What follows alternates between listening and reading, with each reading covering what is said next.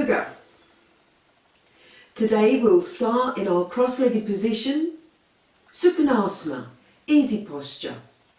But if this is not easy for you, remember that you can use a cushion to place it under your buttocks, or you could stretch your legs forward to begin with. You could be in a kneeling position, whatever works for you in the first instance. But sitting cross-legged, it can be very comfortable. It's all about releasing in the hips, surrendering. And remember that every time you breathe out, because your diaphragm, the large expanse of muscle just underneath the rib cage, because that is relaxing when you breathe out, that means that the rest of the body follows suit. So breathing out is really an experience of release every time. Breathing in is about the elevation that you create, that rising spirit, that lift. Tune in with your breath, the flow of breath. Your breath is your guide. It's going to let you know when you're ready to progress further through a posture, a position. So it's really good to stay tuned into the ebb and flow of the air that is passing into and out of you. Let's begin by mobilizing our spinal cord. Place your hands on your knees. And you can do this in a kneeling position as well, because we're simply going to make a circular motion with the torso. Decide which way you want to go first. We will be going in both directions. And just start to circle the trunk of the body. Both sitting bones remain connected to the mat at all times. They don't need to lift up at all. Just imagine the top of your head as a tip of a pencil, and you're effectively drawing a circle above yourself.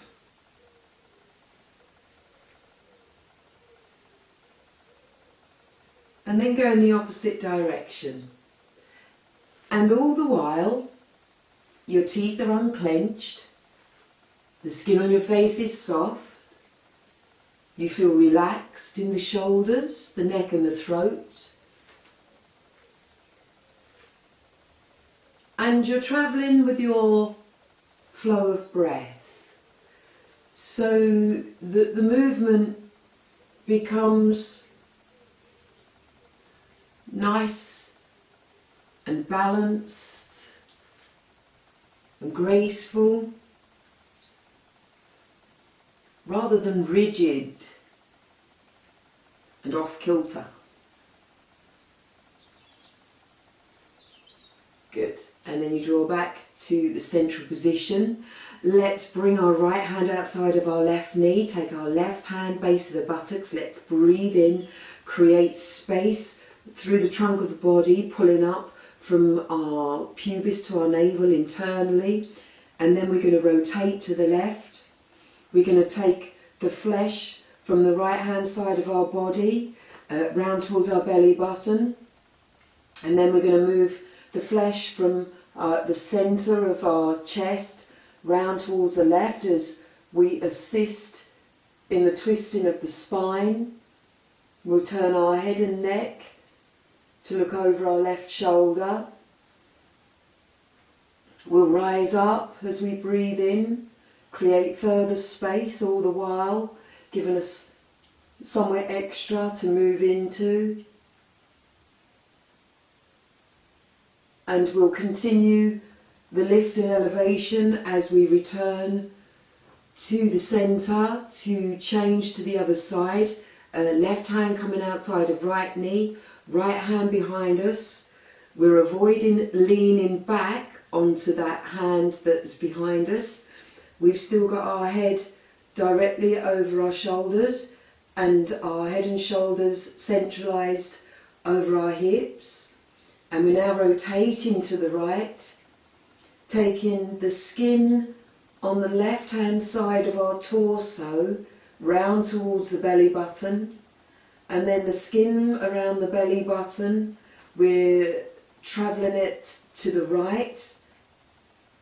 It's assisting the spine as it rotates, and we turn to look over the right shoulder.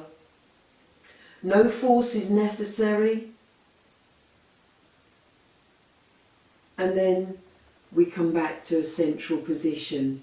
Let's place the left hand beside our left hip. Let's stretch the right arm up and we reach up to the fingertips. And rather than just pulling the right shoulder up to the ear, we take our mind down into the right hip to message that part of the body there, telling it to lift up. We increase the elevation through the flesh on the right side of our body. You can take your left hand and give that helping hand to stretch it up, give it a little bit of extra space there. And then we'll draw the right arm over the right ear to bend our spine laterally to the left. We want to avoid dropping forward, so if you can see your right shoulder coming forward, then you know you've got to round it back a little bit, okay, to keep the spine nice and lateral. And in time, you'll be able to walk your left hand out away from you. You'll be able to draw the left elbow down towards the mat without the right hip or buttock coming away from the mat. If your right buttock is lifting up and you feel that you're doing this, then it's better that you keep both buttocks and sitting bones firmly on the mat and come up in the position a little more. Practicing here, this is great. Every time you breathe in, you can have that stretch and extension. You can feel the lift, then the surrender. Just avoid trying to get that position to its fullest point, far beyond, far in front of when you should be getting there. So if you're like this because your ego wants your hand to get down, you've come out of alignment, and the best thing is to stay aligned. Let's draw back up to the central position. Bring our right hand to the mat. Breathe in, raise the left arm up, reaching up from the left hip. And then exhaling and bending to the right. So we're getting this beautiful full length stretch from left hip to left fingertips. And we can walk our right hand out a little further if we feel we have that stretch in our practice today. We get to a point of comfort and we breathe in and out, observing our posture, our positioning, and we adjust and adapt accordingly. Breathe in and return to the centre. Let's place our hands in front of us. And if you are cross-legged, you might want to open the feet and cross in the opposite direction. Let's place our hands in front of us. Let's scoop the tummy up inside, create space, and walk those hands forward gently. Just stretching those fingertips out in front of you. Let go of any creases in the back of the neck. So you'll want your chin just tilted down in an alignment toward the mat, and your view, your gaze, is just between the hands. A nice deep inhalation. As you exhale, flex the elbows down to the ground. Breathe in, straighten the arms. Exhale, flex the elbows down. Breathe in, straighten the arms. Exhale, flex the elbows down. See if you can stay with the elbows flexed down now. But if this is too much for you, then please straighten the arms, bring the hands back a little bit. Practice at the point that's good for you. Just keep observing the self. Go in as deep as you can. See if you can use the power of your visualization to recognize your skeleton and see the miraculous workings of it and how much potential there is for movement. It's all about relaxing your groins here and picking your hip bones up and away from the femurs and then hinging them over. The femur bone is a ball and the hip joint is a ball and socket joint.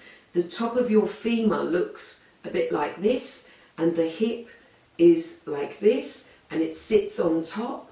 And so when you breathe in, you're able to lift that so that you can then hinge forward and over.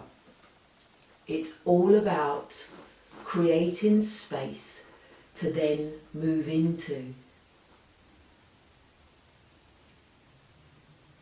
And then restack the bones of the spine, pull the tummy in and bring yourself back to cross-legged. We'll draw those knees together, we'll bring the feet together in front of us, we'll glue the knees together as we place the hands just either side of our hips, slightly back from our hips, and then let's just rock those knees from side to side. Be aware if you are doing this, you want to glue the knees together. That will help mobilize the hips that little bit more correctly. So loosening those hips up and then draw back to a central position.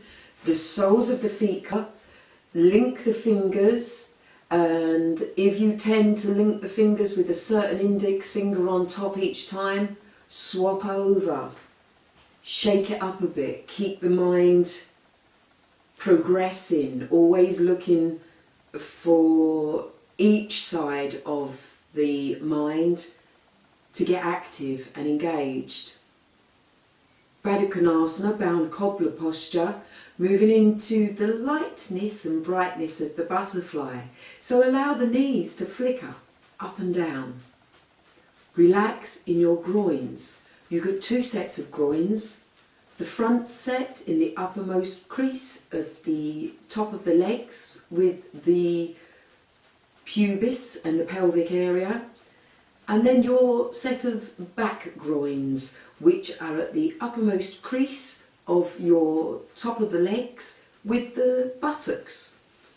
So if you take the mind into this region, breathe in, create space, breathe out, surrender, soften, relax them.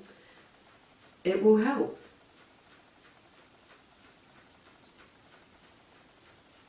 And then gently releasing, bring those hands outside of the knees, draw the knees together, and then let's bring ourselves round over into a tabletop position, knees hip width apart, hands shoulder width apart.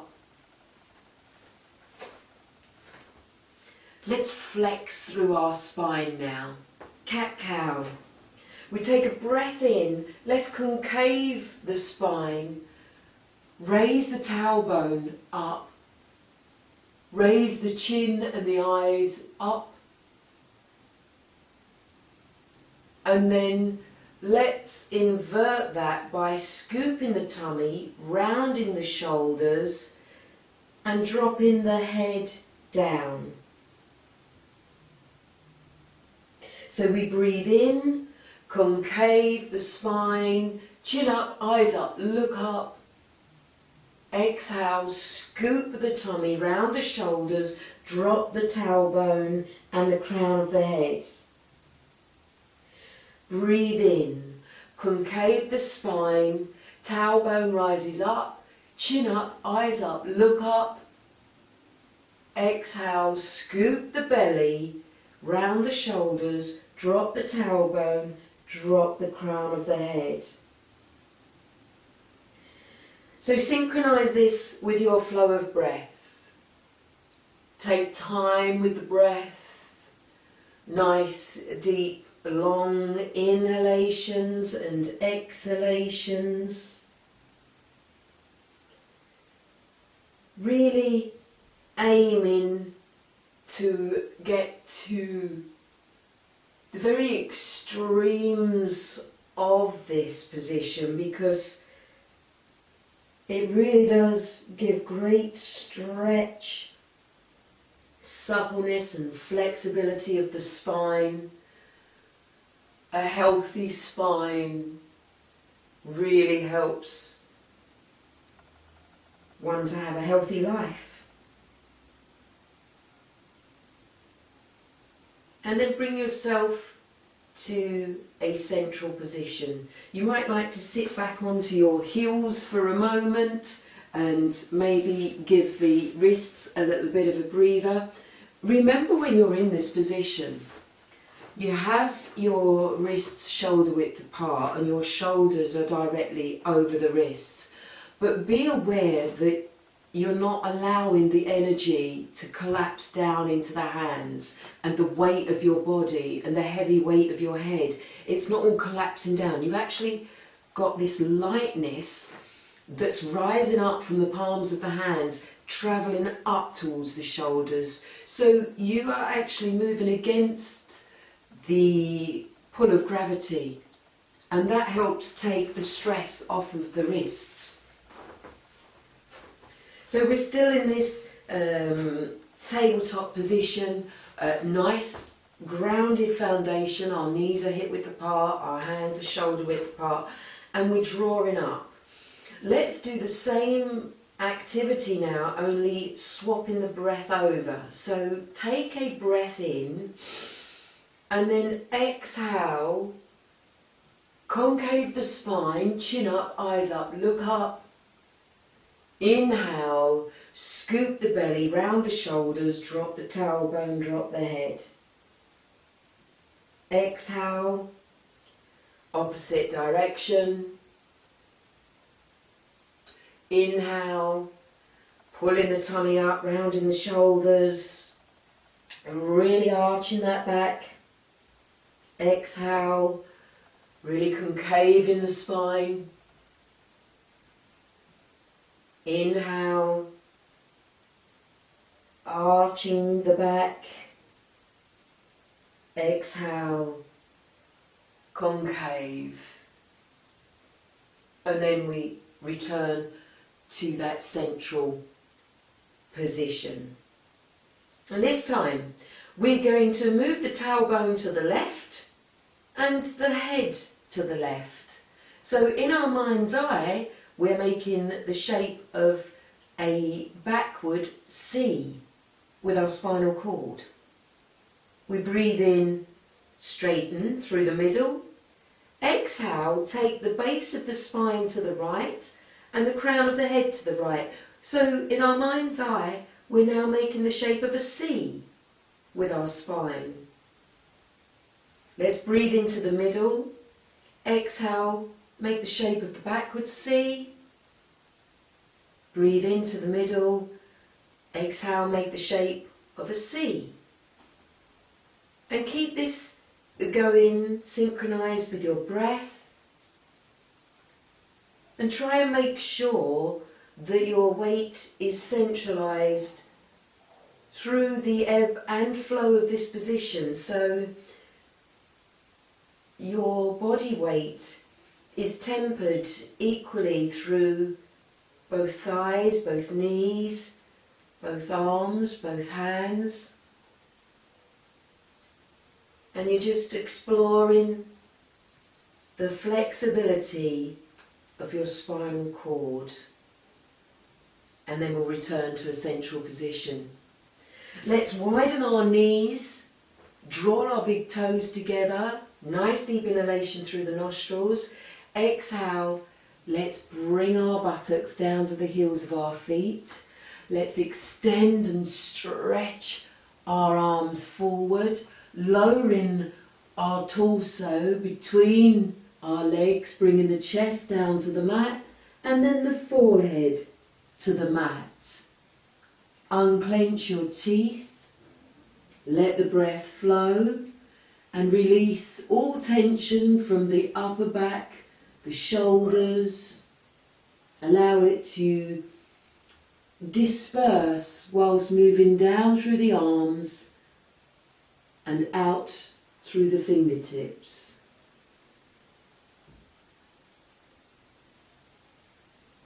And then we'll breathe in, pull the tummy in, we'll return to the tabletop position, and then let's bring our knees together, the heels of our feet together, and bring our buttocks down to the heels of our feet. At this point, if you want to cushion, bring some comfort between the feet and the buttocks, then do so. We're going to move on with our practice of the headstand. This time we're going to bring in the support of the hands and the forearms.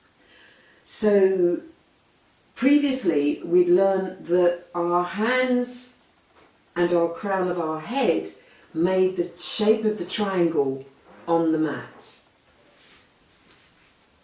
This time we are going to use the link of the fingers and the forearms to create the triangle on the mat in front of us. So link your fingers, cup the hands, place them onto the mat, elbows are about shoulder width apart. Then your head, the crown of your head is going to rest between the hands. Give yourself a couple of moments to become aware of your position. Then turn your toes under, unclench your teeth and breathe. Now if this is enough for you, just stay here for a few moments without crashing down the weight of your body into your head. You want to keep this brightness, this upward elevation. If you feel you can go a little further, when you next exhale, straighten those legs. And walk the toes in towards you until you can feel that your hips are above your shoulders. Indeed, you can walk those toes in to the point where they just quite naturally will want to leave the ground. But this takes time. Draw the thighs close in towards the chest. Be aware that your shoulders are above your hips and you have upward elevation in the upper arms. Unclench your teeth and breathe. Slowly draw the toes back to the mat. Walk them away from the elbows. Bring your knees down.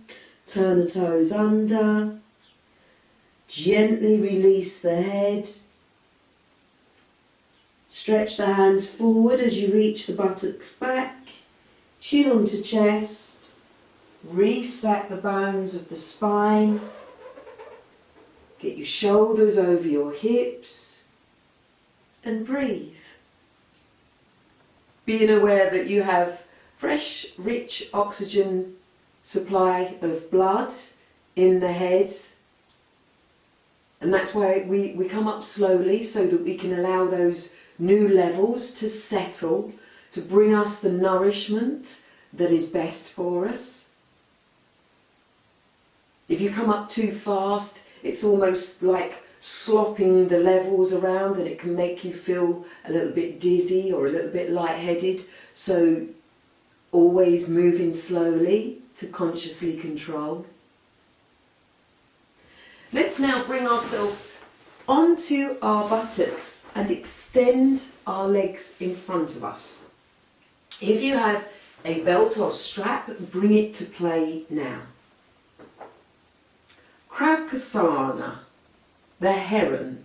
So this is a beautiful stretch through the hamstrings, and it's also a half hero involved in the position. Take your time, do not judge. Remember, it's a journey. Yoga is not a quick fix. It's not a race or a competition. You are competing against no one. You are not even competing against yourself. So the ego is out of the room, and take your time. And by taking your time and studying every part of the position and the movement along the way, you'll be best placed to progress. 2 fingers and a thumb of your right hand. Bring the 2 fingers to rest underneath the back of the left knee. Breathe in, bend the left knee, and as you do so, you're actually pulling a little bit of flesh out from underneath the back of the knee, so you're opening and creating space there.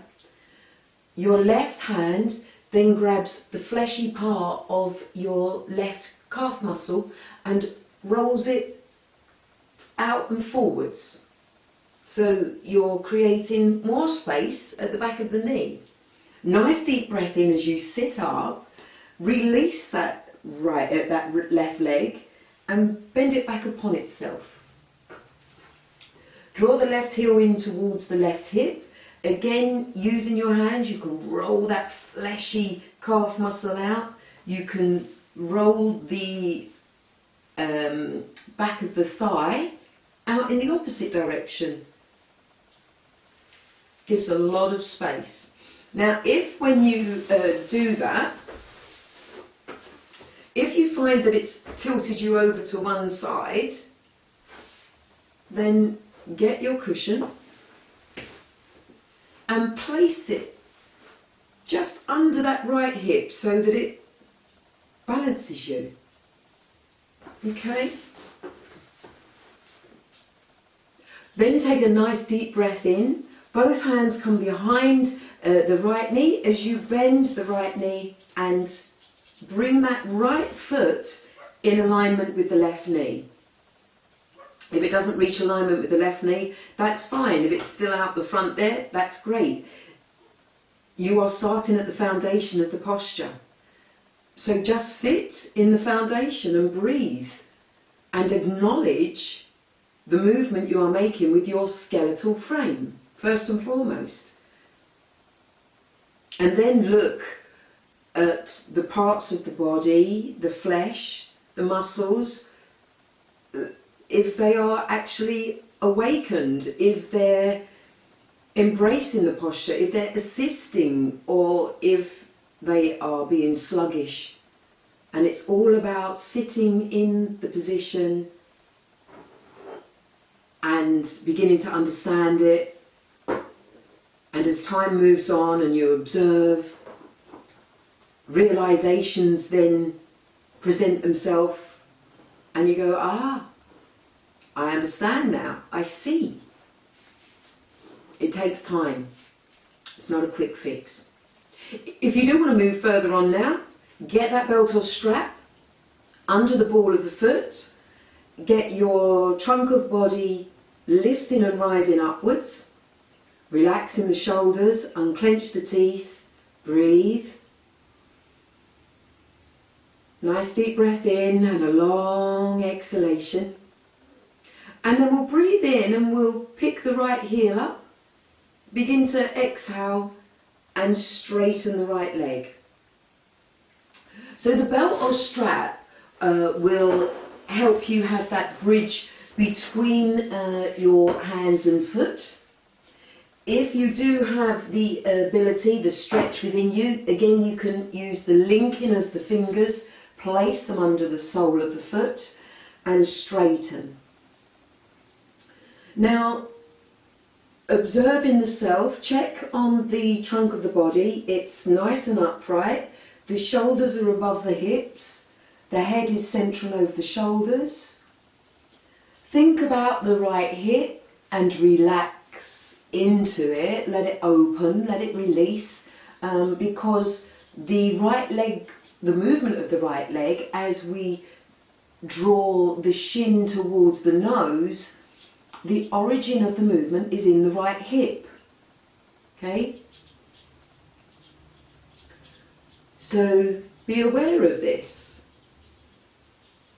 Now the power of the heron posture is that once you are in the fullness of the position, to then recognise the triangle, the shape of the triangle, which is from the front of the body, the front of the right leg and the arms. So you have this triangle that's going on, arm, trunk of body, leg. It's possibly looking like an isosceles triangle. But once you're in a position, you watch that, you breathe, and then you gently release. Extend the right leg forward, release the left leg. You might want to give both legs a little bit of a shake, and then we'll go to the other side. So, we have our left leg nice and straight in front of us. We take the left hand, 2 fingers and the thumb, and we put the 2 fingers underneath the back of the right knee. We breathe in and we bend the right knee in towards us. We take our right hand, the fleshy part of the calf muscle, and we roll it forward and outward. We then are able to bend that right leg back upon itself into half hero. This is half virasana posture. Once your knee is bent back, you can take the flesh out a little bit wider. Do be aware that if you suffer from knee injuries, to take precaution with bending the knee back upon itself, and it might be a position that is not for you. There is an alternative for the heron posture with the stabilising leg, and that would be to simply bring the heel of the foot to touch on the inner thigh. So there is an alternative for doing Kraukanasana, the heron, but today we are doing it with half hero. Again, if you've bent that right knee back upon itself and it's made you tilt to the left, bring your cushion in underneath the left hip, buttock, and it will help balance you out. It's all about alignment, and if you observe every step of the way, especially looking at the foundation of the posture first and getting that correct, the rest of the positioning will progress as intended. So we take a breath in, we gently bend the left knee, bringing the left thigh towards our chest. We use our belt or strap, our fingers, making the opposite index finger link first. We rise up through the torso, we've got our shoulders over our hips. A nice deep breath in as we create space internally. It may look as if not much is happening, but when you're messaging the body, telling it to lift, to create space, to surrender, it will respond. So let's take the left heel off the ground, and as we exhale, we begin to straighten that left leg.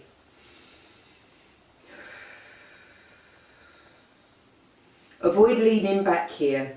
Check again the trunk of your body. It needs to be upright, as straight as the walls around you. Teeth unclenched, breath flowing. The origin of the movement of the leg here is deep down in the left hip.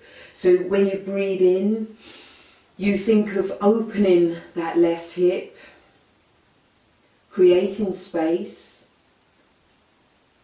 And the aim here is to draw the shin towards the nose. Soften those shoulders. Avoid pulling the shoulders up towards the ears too much. They need to soften as well. No force is required. Simply stand in line with your guide, and your guide is your breath. And then gently release that leg down and extend both legs forward and give them a little bit of a shake. Nice and upright in the torso, in the trunk of the body. Link the thumbs, raise the hands above the head, soften the shoulders away from the ears, reach up to the fingertips, lift up internally, so all this portion of the body, you've now got it elevating upwards, it's lifted, and so you can hinge forward. Keep your spine as nice and extended as possible as you descend forwards. You want to avoid slumping, avoid rounding those shoulders and allowing the rib cage to drop into the stomach. It's almost like the whole way forward through the posture is about extension. It's about reach, length, space. And once in the fullness of the position, with your hands resting where they are comfortable, that could be at the shins just beneath the knees, or on the shins just above the ankles, or your fingers may be touching the toes, or your hands may be over the feet, whichever point is comfortable for you. Once you're there, you then soften. You release any tension in your upper back, because what's going to happen is, especially with the ego, it's going to try and wrench you forward. It's going to try and make you go further than you actually can, which will create great tension in the shoulders because you'll be pulling. You'll be pulling. But you need to reverse that, let go of all of that, and always look back deeper into the posture.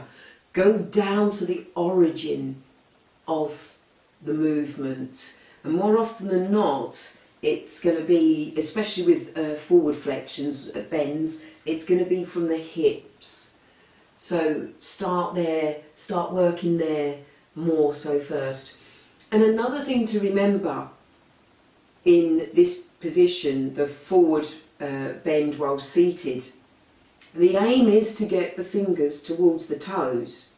So if you've got relaxed feet and your toes are dropping away from you, they're actually further away from you. So take a breath in, draw the toes up towards the ceiling, and then draw them back towards the trunk of the body. So in this matter, the backs of the legs are then assisting in the forward flexion of the spine and the trunk of the body. So you've brought another part of the body into play to help with the movement. It's not rocket science, but it is science. Science of the self. Let go of the back of the neck. Unclench the teeth, relax the skin on the face. And breathe. And avoid being static in the position. It may look as if nothing's happening, but you're still working deep internal muscles, tendons, ligaments, the nervous system. And whilst on the subject of the nervous system, do be aware that if your legs begin to shake, or indeed any part of the body, that is your nervous system telling you that you are overstretching, and you want to avoid that. Always avoid that. So if you have any shaking within the body, then you just release back out of the posture to a point where the shake has gone. So bringing yourself back to an upright position, pulling the tummy in to support the spine as you do get your torso nice and erect again. Bring those feet in, cross the legs. Rest the hands, close the eyes briefly to tune in, to be aware of the dynamic energy that's travelling around your body, the increased vibration that you are now accruing through your daily yoga practice. It's a rich, raw energy. It's manifesting in you because of your continued practice. You have an infinite store of this energy within your solar plexus. Your solar plexus, your energy storehouse, found in the back of the pit of the stomach. And anytime you need new natural levels of energy, you simply go to your solar plexus, open the solar plexus, release the latent energy and allow it to fill your body.